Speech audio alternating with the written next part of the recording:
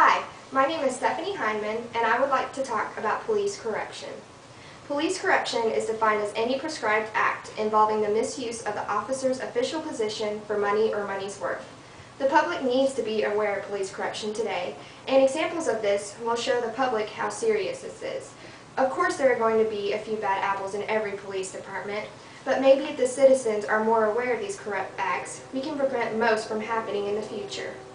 Some of those law enforcement personnel have been persuaded to look the other way on certain violations committed by their friends or family. Payments for these inconsistencies could come in the way of personal favors, bribes, or gratuities. I'm here to explain to you police corruption and the detrimental effects it has on us as a community. The first type of corruption I would like to talk about are kickbacks. This refers to money, goods, and services accepted from businesses such as fast food restaurants, ambulances, doctors, taxi cabs, gas stations, and more.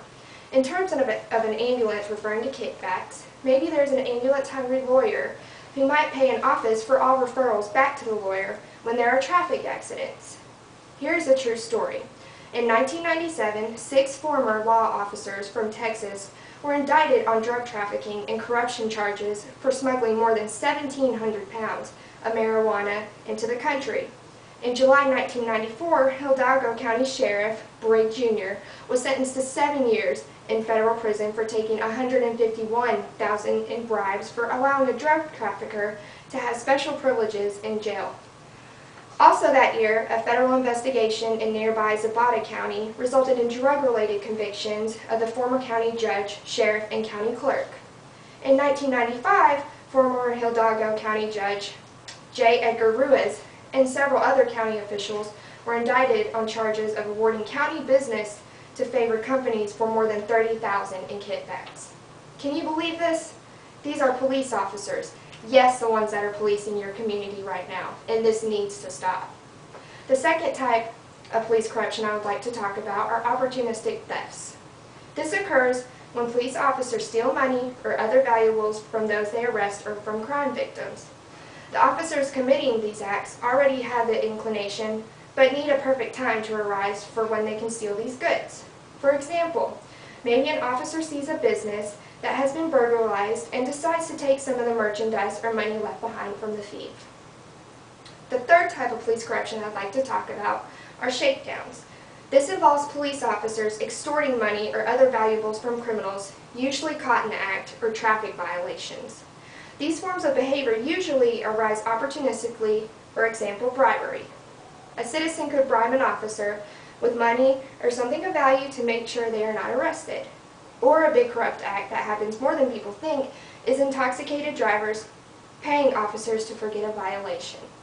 When this happens, it is affecting a whole realm of people, including costs to the city, which is a loss of fine to the drunk driver, loss of credibility in traffic enforcement, and a huge damage to the city's reputation.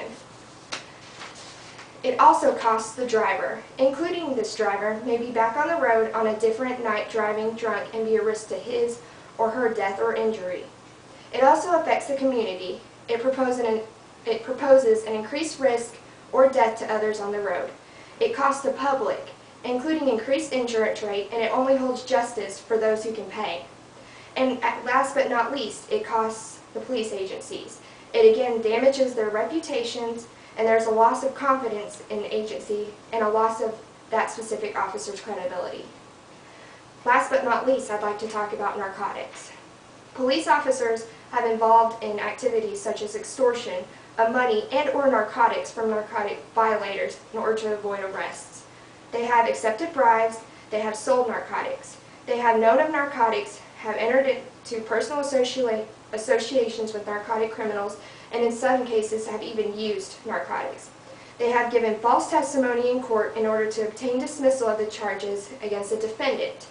New York, for instance, has had more than a half-dozen major scandals concerning its police department within a century.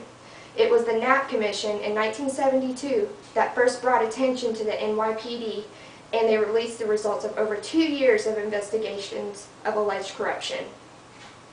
Why is this all happening? Because it is being allowed to. Yes, I'm going to be a police officer, and in the future, mark my words, these kind of despicable acts will not happen when I am a part of a police department. Policing is about integrity, and these corrupt acts should not be allowed to happen any longer.